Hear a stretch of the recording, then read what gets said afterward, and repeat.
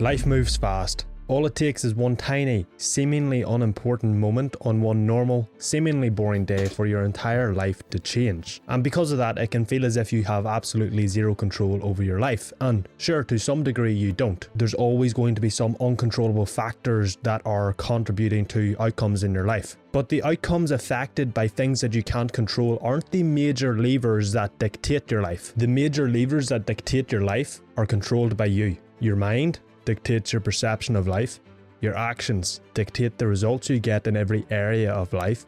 Your craft dictates how you've committed to making an impact on the world. But to gain enough control over these three areas, enough to influence the outcomes in your life, you have to master them. Or in other words, you have to master yourself. And mastery is a crucial part of being a human being. Not only so that you can gain enough control over your life so that you can master your life and live a life you love full of fulfillment and meaning, but because it's what you've always done. Mastery is nothing but the pursuit of progress in the name of excellence. And since you were a child, you've always aimed for mastery of at least one thing, from walking to talking to reading to writing to playing the guitar in high school to a certain sport or whatever else. It is ingrained in your DNA to pursue progress. And because of that, pursuing progress in the name of excellence, in the name of mastery, is a crucial part of feeling fulfilled. When you're not chasing mastery of something, you feel as if you're living out of sync. You have nothing to strive for endless progress in, you have nothing that you can commit yourself to chasing excellence in, and you feel that something is missing.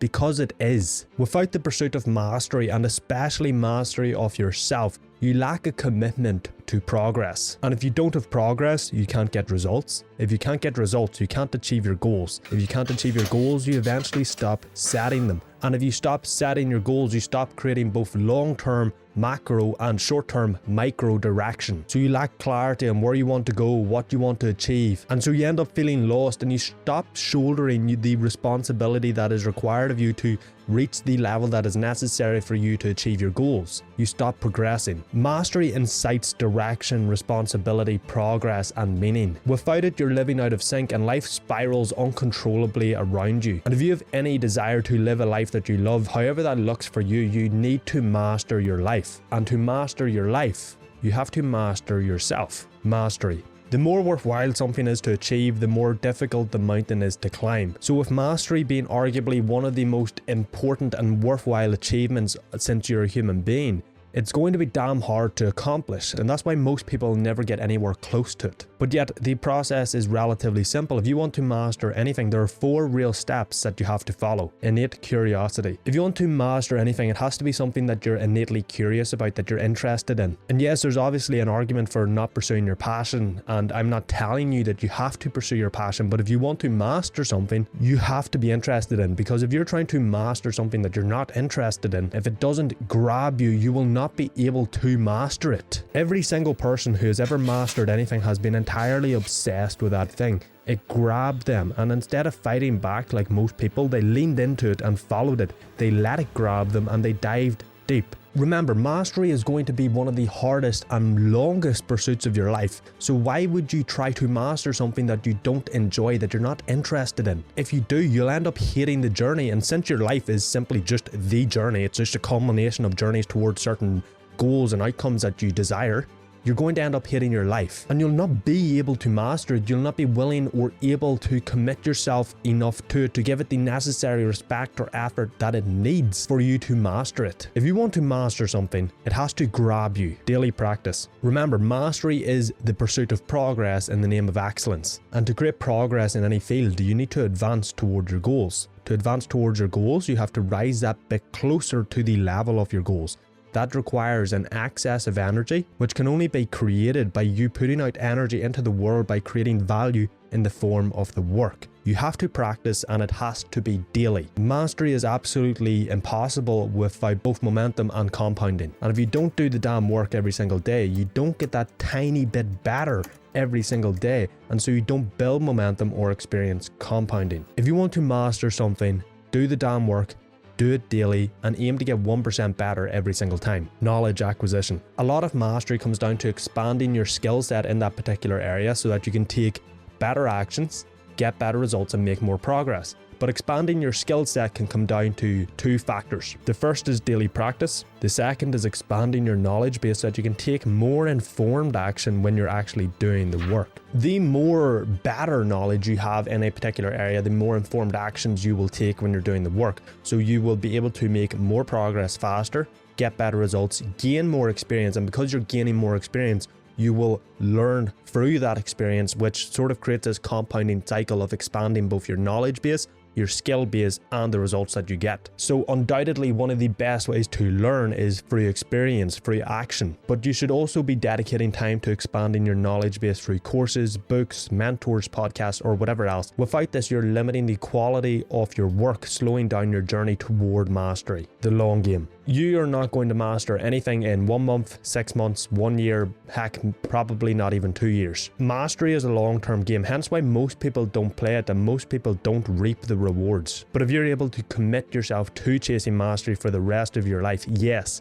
for the rest of your life, you will live a life that few people get to live. It might take you 1 year to get to that point of living that life. It might take you 5 years or it might take you 20. But if you never play the game, you never get the prize. The way I like to frame this is simply, what else would I be doing? You know, the time is going to pass anyway. 10 years is going to pass, so why not commit myself to building something great and pursuing progress in the name of excellence while the time passes? Because the time is going to pass, and the only thing dictating the life I live once that time has passed is the actions I commit to doing right now. If you want to achieve mastery, you need to play the long game. Self-mastery. So those 4 rules that we just went over apply to mastering anything, absolutely anything, and they are essential for doing so. But to achieve self-mastery so that you can master your life, you have to specifically master 3 areas and apply those 4 rules to these areas: your mind, your actions, and your craft. Let's start with your mind. Mental mastery. Mastering your mind is step 1. Without this, everything else you do will be skewed by your lack of mental mastery, because your mind dictates your actions and your actions dictate your damn life. Now, most of mental mastery comes down to removing limiting beliefs and building beliefs that are advantageous.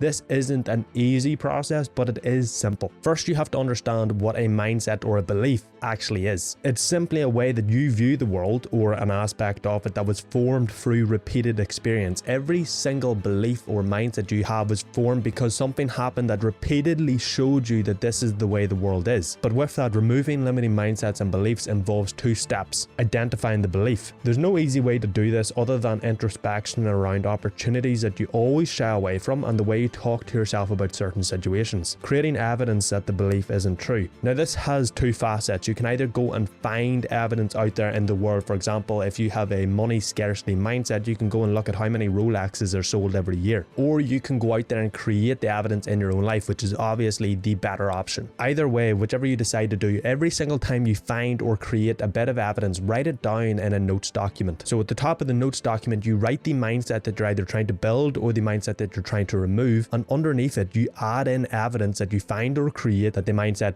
isn't true if you're trying to remove it, or is true if you're trying to build it. And over time, what you're doing is you're consciously repeating evidence that this mindset isn't true. It removes the mindset by providing enough proof and giving it enough time that what you believe about the world is wrong. Now, some mindsets and beliefs will be harder to remove than others. They will take more time and require stronger evidence to remove them, but this process will still work, so long as you do it consciously and repeat this act of finding, creating, and noting down evidence every single day for the long term. Mastery of action. Your actions dictate the results that you get. If you're not taking the right actions, you won't get the results that you need to achieve the goals that you want to achieve. So you need to master your actions so that you can do the damn work that you know you need to do, whether you feel like it or not. Now, there are a ton of ways to do this, but one of my favorite and the most simple way to start with this is to do something every single day that you don't want to do. Whether that's working out, going on a walk, doing the work, or taking an ice bath. Every single day, just commit to doing one thing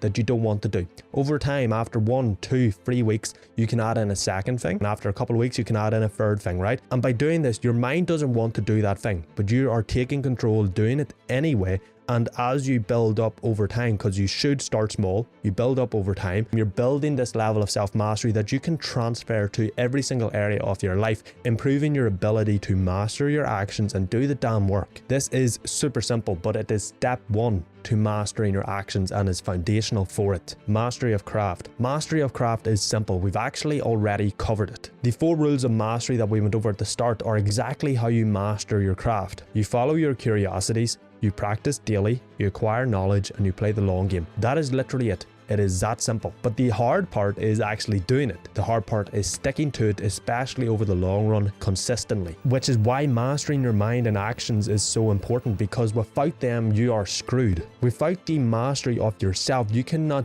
do the work that you know you need to do, and you can't view the world in a way that is advantageous for your success, and you will continue to shy away from opportunities that would help you achieve the goals and make progress, whilst also holding yourself back and ruining the quality of life due to a limited perception of the quality of your life. Without mastery of yourself, life will fly past you uncontrollably and you will be at the mercy of the world. But with mastery of self, with self-mastery, you master your perception of the world and the results you get. With self-mastery, you master your life. Now, if you're interested in pursuing and achieving self-mastery so that you can master your life, I go into the exact steps and processes needed in my course Mastery OS. You can check that out and join 400 plus students through the first link in the description below. But my friend, that is it for this video. As always, thank you for watching. Make sure you check out this video here, click that subscribe button, and I will see you in the next one.